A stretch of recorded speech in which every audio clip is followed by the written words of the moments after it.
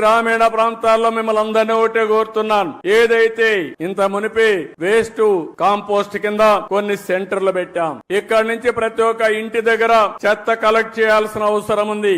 అందులో నుంచి ప్రోడక్ట్స్ అన్ని సెగ్రిగేట్ చేయాలి. ఏది కూడా వేస్ట్ కాదు, అన్ని రీసైక్లింగ్ ఉపయోగపడతాయి. ఈ రోజు ప్లాస్టిక్ ని మళ్ళా ప్లాస్టిక్ గాని ఇప్పుడే ఒక ఎగ్జిబిషన్ పెట్టారు. అనేక వస్తువులు తయారు చేస్తున్నారు. ఒక పక్క మన వరి నుంచి కూడా ఏదైతే వేస్ట్ ఉందో గడ్డితో కూడా కరెంట్ ఉత్పత్తి చేయడం, లేకుంటే బయోఫ్యూయల్ తయారు చేయడం అవకాశాలు ఉన్నాయి. ఈ విధంగా ఏదైనా పెంకులుంటే సీసం ఉంటే మళ్ళా రీసైక్లింగ్ ఉపయోగించుకుంటాం.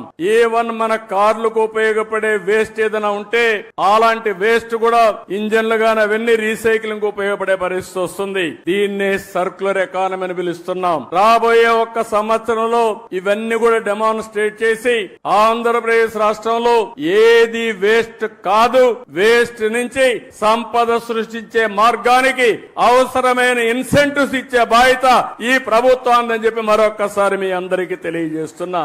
ఎందుకు నేను ఈ మాట వాడుతున్నానంటే ఇది ఎవ్వరికి అనుకుంటూనే ఉన్నాం, శ్రద్ధ పెట్టడం లేదు, ప్రభుత్వాలు పాలసీలు తేవడం లేదు. మీరు కూడా పట్టించుకోకుండా మన అనారోగ్యానికి మనమే కారణం అవుతున్నాం.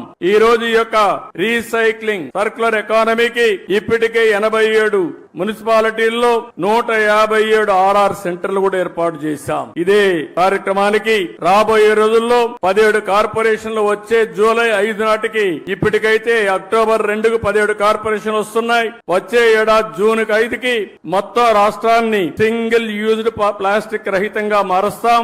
ఇలాంటి కార్యక్రమాలతో ముందుకు పోతున్నాం.